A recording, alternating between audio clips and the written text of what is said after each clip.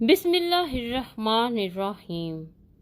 وہ تمام محبتیں اور برکتیں جو اللہ تعالیٰ اپنے نیک اور خاص بندوں پر نچھاور کرتا ہے، وہ سب اللہ رب العزت آپ کو اور آپ کے اہل خانہ کو نصیب فرمائے، آمین۔ السلام علیکم ورحمۃ اللہ وبرکاتہ۔ مجھ کو معلوم نہیں انسان کی تعریف، مگر میری نظر میں وہ اچھا ہے جو کسی کو دکھ نہیں دیتا۔ قیامت آ سکتی ہے، آسمان گر سکتا ہے، زمین پھٹ سکتی ہے، لیکن محمد صلی اللہ علیہ وآلہ وسلم کے بعد نیا نبی نہیں آ سکتا۔ یہ ہمارا ایمان ہے۔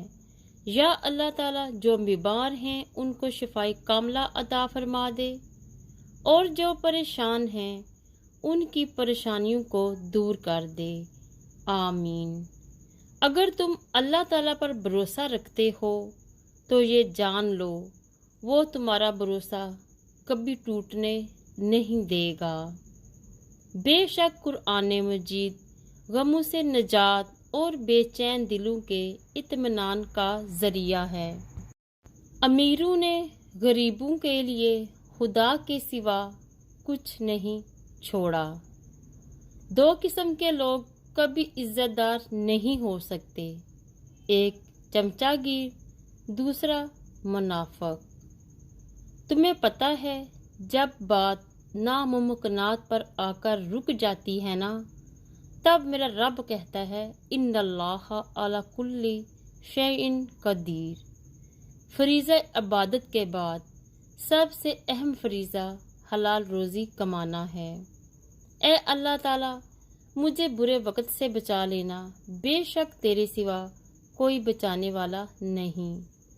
اللہ تعالیٰ ہر ماں کو اتنی لمبی عمر دے کہ ساری خوشیاں دیکھ سکے جو اپنی اولاد کے لیے مانگتی ہے۔ نبی کریم صلی اللہ علیہ وآلہ وسلم نے ارشاد فرمایا، تم عذاب قبر سے اللہ تعالیٰ کی پناہ مانگو۔ حضرت علی رضی اللہ تعالی عنہ نے فرمایا، اگر نماز پڑھنے والے کو علم ہو جائے کہ کیسی رحمتوں نے اسے گھیر رکھا ہے تو وہ کبھی سجدے سے سر نہ اٹھائے۔ رشوت لینے والا خوش ہے کہ رقم مل گئی، رشوت دینے والا خوش ہے کہ کام ہو گیا، لیکن قرآن کہتا ہے دونوں جہنمی ہیں۔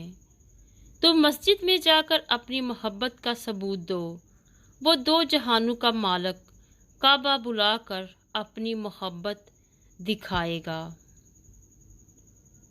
بہت قیمتی ہوتے ہیں وہ دکھ جو آپ کو جائے نماز تک لے آتے ہیں۔ جو دعاؤں پہ بھروسہ میرا ہمیشہ قائم رکھتی ہے، خدا کے بعد دنیا میں ایسی ذات صرف آپ صلی اللہ علیہ وآلہ وسلم کی ہے۔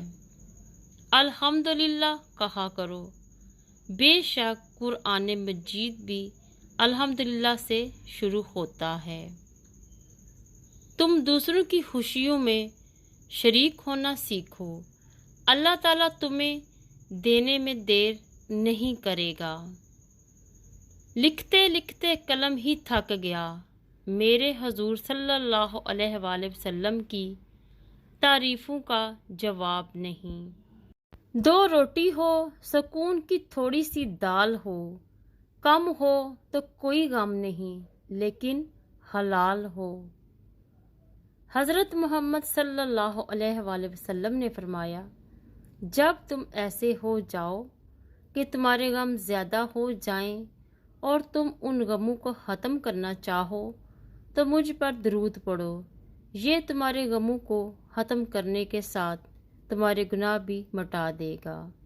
پیر کامل صلی اللہ علیہ وآلہ وسلم، مجھے ہمیشہ ایسا لگتا تھا کہ خدا مجھ سے نفرت کرتا ہے، حالانکہ ایسا نہیں تھا۔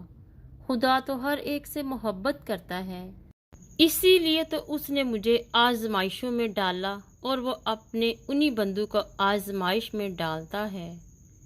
جن سے وہ محبت کرتا ہے۔ خود سے کمزور لوگوں کی عزت کرنا شروع کر دو، اللہ تعالیٰ تم سے طاقتور لوگوں سے تمہاری عزت کروانا شروع کر دیں گے۔ آپ سلامت رہیں اور اللہ رب العزت آپ کو دائمی خوشیاں عطا فرمائے۔ اللہ کریم ہمیشہ آپ کا نگہبان اور مددگار ہو، آمین۔ توبہ کے آنسو کا کمال ہے کہ یہ گرتا باہر ہے اور صفائی اندر کی کر دیتا ہے۔ سب ڈوبے ہوئے ہیں، کچھ سیلاب میں، کچھ انا میں، کچھ تکبر میں، کچھ اپنی ذات میں اور کچھ بے حسی میں۔ مخلص ہمیشہ پیچھے رہ جاتے ہیں اور چمچے ہمیشہ بازی لے جاتے ہیں۔ اگر آپ اپنی تعریف سن کر خوش ہونے کی بجائے شک میں پڑ جاتے ہیں تو یقین مانیے آپ کو عقل آ چکی ہے۔ زندگی میں سب لوگ رشتہ دار یا دوست بن کر نہیں آتے، کچھ لوگ سبق بن کر بھی آتے ہیں۔ بدی کی تلاش میں ہو تو اپنے اندر جھانکو، نیکی کی تمنا ہو تو دوسروں میں ڈھونڈو۔ بات میں وزن پیدا کرنے کے لیے آواز کا اونچا ہونا ضروری نہیں، بات کا سچا ہونا ضروری ہے۔ زندگی میں اپنا آپ تو ہر کوئی دکھاتا ہے، لیکن اپنا کون ہے یہ تو وقت ہی بتاتا ہے۔ معصوم افراد ہمیشہ دھوکہ کھاتے ہیں کیونکہ وہ غلط لوگوں پر بھروسہ کرتے ہیں۔ شخصیت میں عاجزی نہ ہو تو معلومات میں اضافہ علم کو نہیں بلکہ تکبر کو جنم دیتا ہے۔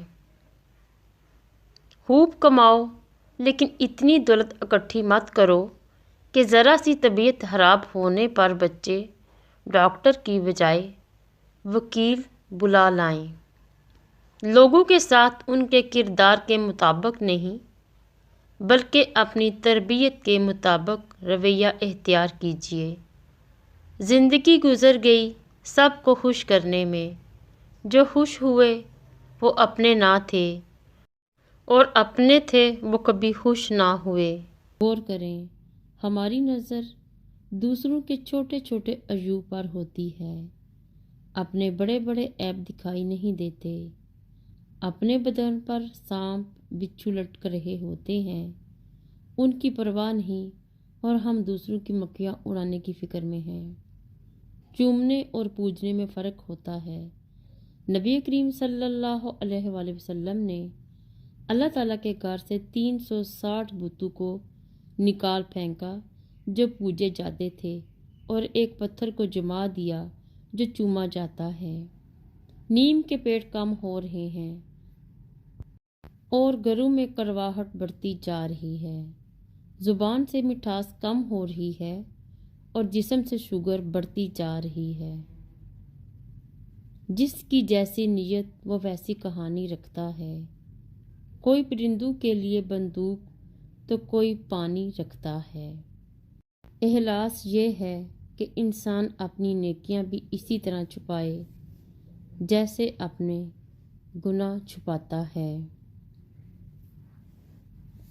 بڑی گہری بات، ایک لقمہ پیٹ تک پہنچانے کا قدرت نے کتنا انتظام کیا ہے کہ گرم ہے تو ہاتھ بتا دیتے ہیں، سخت ہے تو دانت بتا دیتے ہیں، کڑوا یا ترش ہے تو زبان بتا دیتی ہے اور اگر باسی ہے تو ناک بتا دیتی ہے۔ بس حرام ہے یا حلال یہ فیصلہ ہمیں خود کرنا ہے۔ بادشاہوں کے پاس بیٹھنے سے کبھی بادشاہت نہیں ملا کرتی، لیکن اولیاء اللہ کی ایک ہی نگاہ بادشاہ بنا دیا کرتی ہے۔ جب تک آپ کے ہاتھ سے خیر نکلتا رہے گا آپ کے اوپر زوال نہیں آ سکتا۔ خیر سے مراد کوئی اچھی بات، اچھا مشورہ، خشک ہوتے پودوں کو پانی دینا، شجرکاری، ایک پلیٹ کھانا، کچھ پیسے، दुख में दिलासा, खुशी में बुला हसद। मुबारकबाद, परिंदों को खाना खिलाना, हशरात की खुराक और उन जैसी छोटी छोटी बातें जिनसे लोगों में खुशियाँ बांटी जा सकती हैं। अम्मा कहती हैं कि पुराने वक्तों की ज़िंदगी बहुत खूबसूरत थी, जहाँ ज़िंदगी के रंगों को महसूस किया जाता था। रात होते ही खुले सहन में चारपाइयाँ डाल के सितारों के नीचे देर तक बातें चलती थीं। दिन भर की बातें, दादी नानी की मनगढ़ंत कहानियाँ सुनने का इंतज़ार रहता था, और कब नींद आ जाती थी पता ही नहीं चलता था।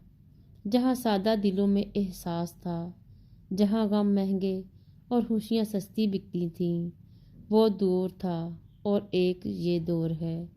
कितना फ़र्क आ गया है दिलों में भी और लोगों में भी। अल्लाह निगहबान।